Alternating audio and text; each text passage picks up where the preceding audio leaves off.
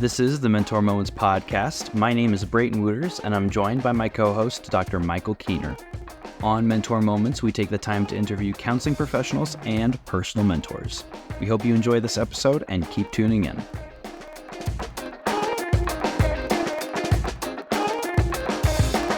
All right. We have a very special guest here for our next episode of Mentor Moments. We're happy to introduce you to Jordan. So, Jordan, tell us a little bit about your professional journey. How did you start? Were there any pivotal moments or experiences that shaped your journey? Yes, hello. I'm really happy to be here, by the way. I got my bachelor's degree in psychology.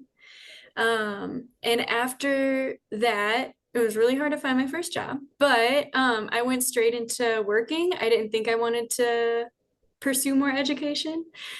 And so I started working at the Boys and Girls Club, and I ended up loving it, just an after-school program. And I didn't even know that I was going to enjoy working with kids, and it was just the best. And then from there, that was only part-time. So from there, I'd been looking around, and I applied at Youth in Need because I really liked working with the older kids. So at Youth in Need, there was a job opening at a group home for youth ages 16 to 20. And so I was a direct care staff there for a couple of years. And then I moved up to case manager. And then I left Youth in Need. I wanted to try. I'd never worked with adults. I just wanted more experience that I felt like I wasn't getting. And so I went off and I worked in a transitional housing program for adults. And I was doing case management still. And kind of that was the place where I really realized I want to be a therapist. I was there, and there were just the differences in the mental health issues were interesting to me, but I just loved getting to work with them. And the clients, the adults who had schizophrenia, were just like, you can't just go right into case management. You really have to do work building trust, and have to keep doing that all throughout. And so when you get to have it, that was just my favorite part. I was just like, I just love having these relationships, and case management's cool, but I would rather just talk to them and build this relationship all day. So I started my master's and did my practicum again at Youth in Need because I'd seen them. I knew they were good. I knew I would be somewhat comfortable there, but also outside of my comfort zone. And I saw they had, while I was doing my practicum, an opening was available at the group home that I'd originally started at. And so obviously I had to apply and now I'm here and I love it. So I'm the therapist at the group home. Yeah. Yeah, So we just love hearing career journeys and career stories, and again, listening to those pivotal moments, and yeah, isn't it wonderful when you can really connect with somebody? I always said that I liked working with somebody when they enter a point A and then when they exit at point B, and being on that journey, and that's still true. But I would agree with you that it's the vulnerability that they show with us, or we show together in building those relationships, that's really sort of, again, I guess, rewarding. But I guess I want to ask you another question, maybe go back a little bit farther. What drove you to psychology? What was sort of initial, if you have any thoughts about that? Yes, I think people are really fascinating. I've always been interested in oh, well, why does this person do this or this person do this? And I had a really phenomenal psychology teacher in high school, Mr. Allen. He's retired. All right, give a shout out to Mr. Allen. All right. Yes. And he just made it he was just very enthusiastic about it, and I was already interested. And so I was just all in. I loved it all. I wanted more. Um, However, I did think that I wanted to do research.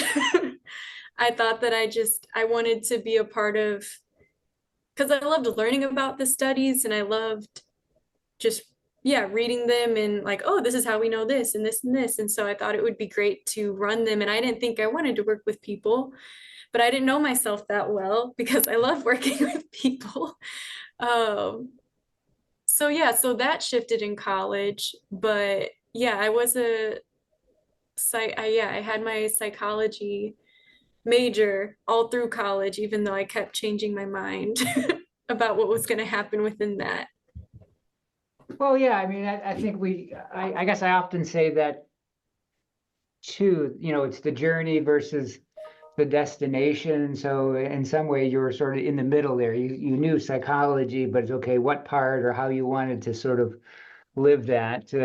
It took me almost 8 years to get my undergrad degree. I guess I did sort of go part-time, but there was some exploration there as well. So A good place to explore. right.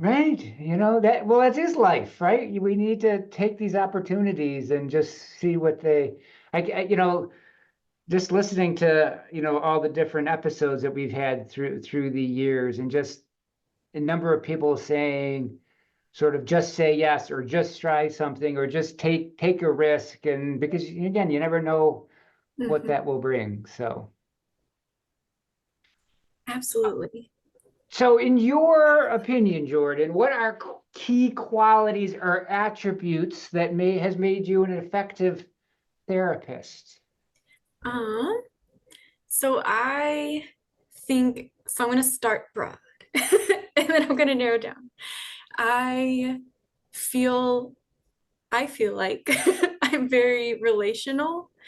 Um, I just feel like I connect well with my clients or just people in general, but my clients, I feel like there's always like challenges here and there, but I feel like it's generally easy for me to make a connection and kind of ride that out until the relationship is really like formed and solid. Um, and then to like focus in because relational is very broad and a lot of people are relational. I think just making a point to listen, and that sounds like cheesy and taken for granted, but I don't know. I feel like a lot of my clients just haven't had someone to just listen to them ever or in a really long time, or listen just because, not to get to some like end result. And so I find that starting out just being a really good listener and asking follow-up questions, like just gauging a ton of interest during like that first intake is really, really helpful. And then like I try to point out strengths, like unexpected strengths, or like validate something that I think maybe they wouldn't expect me to. Like if they say like, oh yeah, someone said something to my sister, so I like beat them up. And I feel like they expect me to be like, oh, well, like can't be, I don't know what they expect. But if I'm like, oh, wow, like you really care about your sister. Like that's incredible that you want to defend her like that. And they're just like, like I thought you were gonna say something else. And then, we talk about ways to cope and stand up for people differently. But yeah, I try and like surprise people sometimes with like, yeah, that's wow, good. I've never stood up for someone like that. There's other ways, but like I applaud you for doing that in a sense. Well, again, even I know you're sort of using an example, but there is a courageousness of that, right? Like and again, as you said, you're going to then, once you build the trust, clear, okay, what's in the future, how can you still be courageous and defend your sister without sort of getting in trouble, right? I mean, Yes. But I also, again, I would completely agree. I used to tell people who are sort of, oh, it is counseling for me, that our tool was our voice, but it's really our ears, right? So that we really need to be able to listen and then express empathy with that. So I would agree with your listening is key to that. So um, what is something about your current role that surprises you or has surprised you? I think what like constantly surprises me the most, and this is kind of, I don't know, funny to me, but the youth that I work with want therapy. Like they will sometimes come in and be like, oh, that's not for me. But once we've like built that relationship and are listening, like I've yet to have an issue like getting somebody in my office. And granted, my office is in their basement, but so it's pretty easy. But they really want it. And I think there's this stigma about teens and about like, oh, you, because sometimes I say like, oh, I do therapy with teens, and people are like, oh, oh no, they're bad. And we're like, oh, do they even want to talk to you? Like teens don't talk about deep things, but I don't know. They just want it really bad. They just want to be heard and validated, and like they want new perspective. Like they want to grow. When we like talk about what their goals are, they have goals. They have like therapeutic emotional goals. And every time a new youth comes in, or I look back at a week where I'm like, wow, like the therapy is like mandatory, but we're actually still doing therapy. I'm always surprised, even though it keeps happening. Do you think that has changed since the pandemic? Is it something that maybe the culture of youth in need that that you've established at the shelter? Obviously, you're playing a piece in that. What do you think? Or again, how have you seen that change, or haven't you seen that change? I think, yeah, and it's cool because I was at Youth in Need, not as a therapist, and then I left and came back, and I left during like at the very beginning of 2021. So I was there through like a chunk of the pandemic, but it was still happening. Um, and yeah, it is just very different. It's a big shift in they see it as important. I think it is just a cultural shift. I would like to say it's like me or like Youth in It Need. is I would love you. to say that, and it might be it might be partially. You're in the Um, equation. yes, yes, but I really think there's just a lot less stigma around it, and people like I think all people, like all ages of people, are seeing like, oh, there's value to this. Um, it's not, yeah, just they're seeing value to it. So I think even if they wouldn't choose it on their own and it's like mandatory, they're seeing like, well, there's value to this. Like mental health is important. So yeah, very privileged to be working today. Yeah, right. I mean, Yeah. I just, yeah, I'm glad too. We just, people are just more open about talking about it. And I can remember back when I started my education, I thought, why are we only going to counseling when things are going bad, right? We should want to go all, and now I see so much more, again, like you're saying, from a positive psychology perspective or strength-based, but even, I see a lot more people advertising kind of more like a maybe um, like a life coaching or something. Hey, yeah, if it's going well, let's keep going. Why is it going well? So yeah, I'm glad that there's just a more of a positive focus. So, Yeah, why not maintain? right, you know. Any particular success stories you want to kind of share that you're, you know, proud of? Yeah. It's when first started, there was like a general theme in the house of a lot of the youth were very like on the side of like people pleasing. And it was very much so like survival skill people pleasing. And it towards everybody, towards me, towards staff, towards each other.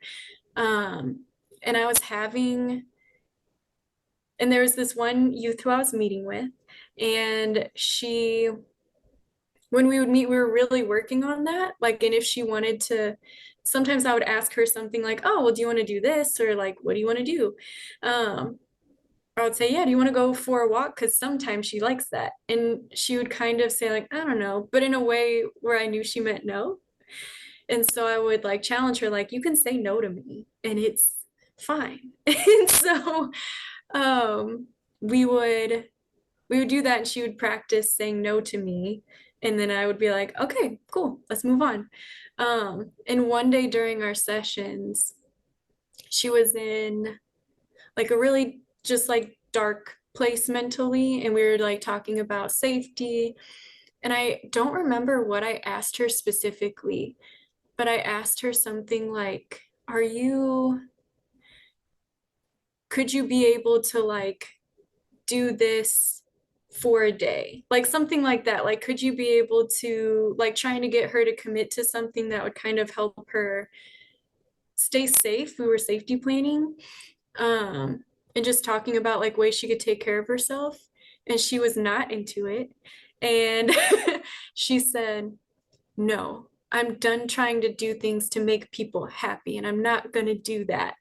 And I was so, she'd never said anything like that before. And I was so taken aback because I was like, who is she? And I just, like, my jaw probably dropped. I don't know. And I was like, I'm so proud of you. Do you realize what just happened? Like, yeah, don't do that for me. What do you like? Yeah, tell me what you want to do. Like, you're absolutely right. You don't have to agree with me or like do that, because you're right. That would make me happy. And we can come up with something else that makes you happy and also safe. Uh, but it was just such a cool moment, and I was like freaking out inside. Yeah. Yeah, isn't it again just that great moment when you could see somebody do something for the first time, right? That they're allowing us to be part of their world in that moment, and then yeah, a Yeah, sacred moment. absolutely. I felt like I was a safe person she could like stand up to. Yeah. It's like, oh, this is unexpected. And I am way more happy than I thought I would be. That makes me think, talk a little bit about your counseling theory. How do you, do you have one that you primarily go to, or do you sort of combine one or two? What's your sort of theory of choice there? How do you view that? I very open. um I don't have just one that I typically well, maybe that's a lie. I get, I think I really do just try and like take it one step at a time. I try not to have a big plan before a session or an idea of like, we're going to do this unless we've made that plan beforehand. Like, okay, you really wanted to do this. We talked about this activity we think would be helpful. So we're going to do that next session. I guess I typically fall, uh, there's a lot of sessions that kind of fall CBT oriented. I really do enjoy, I really feel like the clients benefit. I have like art and sand tray in my office, and I'm not like an art therapist, but we do utilize a lot of art in therapy, and just utilize the sand tray and have a lot of like silent client choice time, um, where they're just expressing and we're kind of just together. Um, yeah, that's a lot of it. Yeah, no, it's great, like just to hear the practicalness of that, right? Or the bridging theory and practice, and really what I guess I also hear back, going to building that relationship. So what are those things that, again, just being present, or whether you're, again, doing art together or cards or a walk or whatnot, but just sort of maybe I hear a little bit of my, Carl Rogers, just the unconditional positive regard and empathy Yes. and all that kind of, again, providing that space where it can be safe to, like you say something to test you, or to say something, oh, I do feel like I can say this now, and then grow. So. Yes, we love Carl Rogers. All right. So in your role, how do you encourage diversity and inclusion within your team or organization? And what benefits have you seen from fostering a diverse and inclusive work environment? So I feel like my work environment as a therapist is really cool because I'm in a group home. So there's 10 to 11 youth who are all coming from different backgrounds and places. And then we have staff on site 24/7. So there's a good amount of staff too that you're working with throughout the day. And then like case manager, associate director, and we all have to work as a team and support them. Um, so I just feel like there's a million opportunities. I feel like a lot of times I am advocating for the youth, and we have these rundowns in between shifts of like how things are going, what could have gone better, and we have staff meetings regularly. And a lot of times I feel like I'm just not even really advocating for a client, but just building context around them. We have had quite a few trans clients, and just creating some education around, not like being like the know-all expert, but just like creating some education around what's helpful, or like generally helpful, or just the experience, or what even like makes a person trans, like, you know what I mean, like what are, because everyone comes into the job with a certain level of knowledge, and if you haven't been exposed, you just haven't been exposed. So there's been a lot of education in that area, for staff and clients, because some clients all my clients know each other. So sometimes they'll ask questions like, well, I don't get this. And so it's just a cool like educational moment to be like, oh, well, we can share some information. Like, how does that make you feel? When I share that with you, like what comes up? So I feel like in my role, yeah, it's been a lot of like LGBTQ plus education specifically, just with our specific clientele. But a lot of times it's just building that context, like this person, due to this and this, without like breaking confidentiality, but just like due to these things and these roles that they hold, they might have experienced this and this. And so just creating context is a lot of my job with staff and with youth to get along with each other. Let's just build some context. Yeah, I love that answer.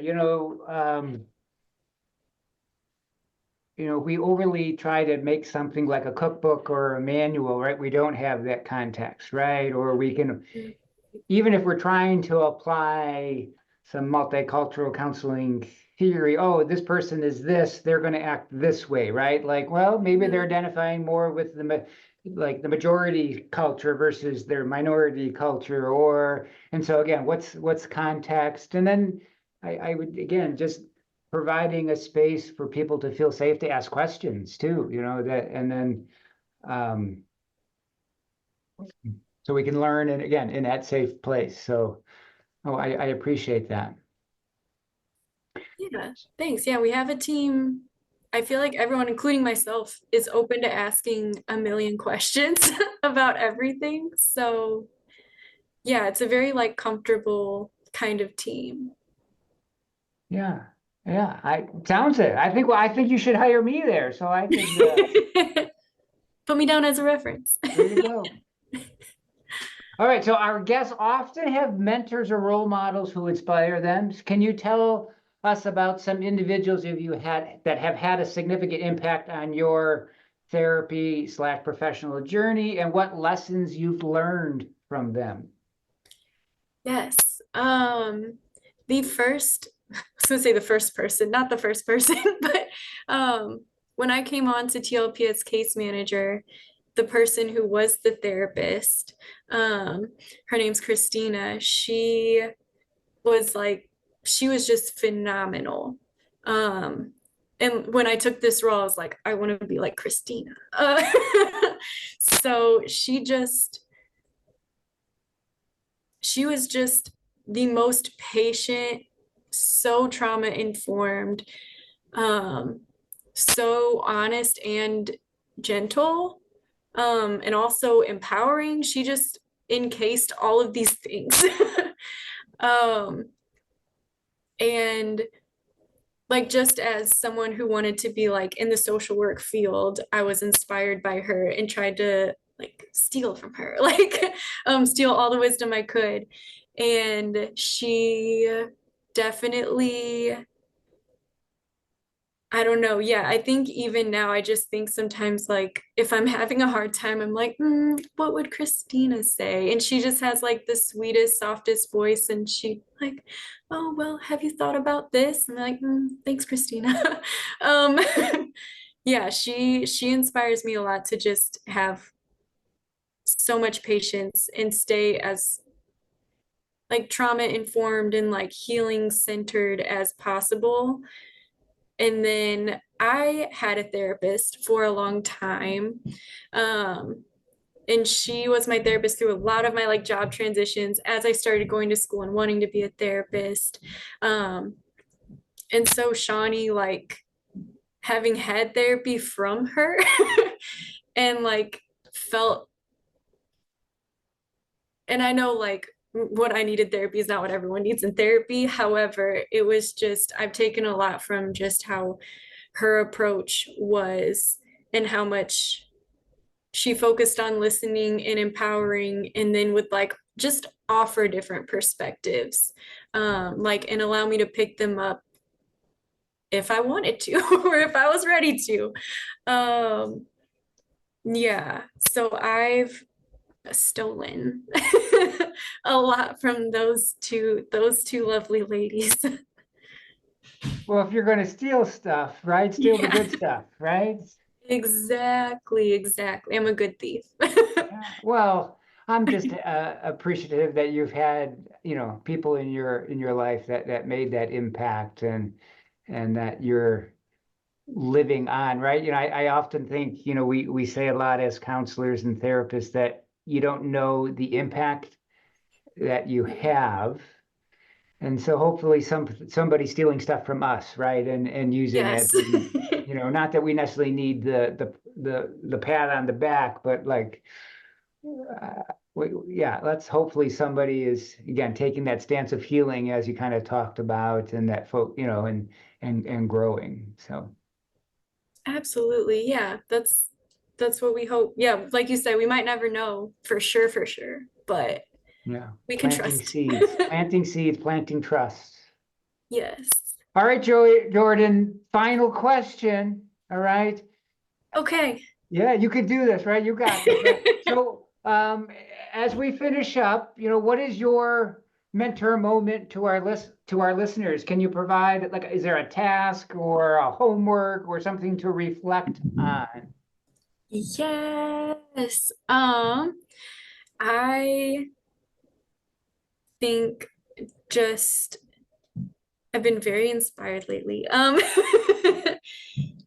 The biggest advice that's in my brain and like literally on my heart is to try as a therapist and just as a human, whichever, as much as you can show up for yourself and be honest with yourself and with others. I think as far as building connections with people, building connections with clients, coworkers, just anybody, it just makes life a lot better. And it makes our jobs a lot easier to have a genuine connection when we can show up knowing we've been like authentic with ourselves and that we're showing up in a really, not like, let me tell you about my day, not like unprofessionally, but as like honest and professional, as professionally honest and authentic as possible. Well, what I hear in that too, it's the self, or at least I'm hearing self-care. Like we need to make sure that if we're honest with ourselves or give our true self, that we're going to know our limits, our boundaries, and okay, I need a break here or don't need a break here, and then again, it's not, sometimes we're people pleasers in a helping profession, and Yes. and so maybe we again, that's so I appreciate that advice. Yeah. Thanks. Do you give advice at the end of the podcast? My advice is, well, this is a great episode. This is going to be the best episode ever. Ever. Again, I don't know if I had any advice. I guess I hope our listeners could hear your passion and joy in your voice, because me watching you talk, it's clear. Your enthusiasm, your smile, your positivity. I can see that what you said isn't just what you're saying, that building relationships, being authentic, connecting with people, giving them that space is real. That's not just podcast talk. So yes. So I don't know if that's I showed advice. up authentically today. Right, you did. See? You can check that off the list. You can go to sleep tonight, and you've made a difference. Yes. Yeah. Thank you so much for having me. I'm very excited. Yeah, we're happy to have you. It was great meeting you. Yeah, thanks for being on Mentor Moments.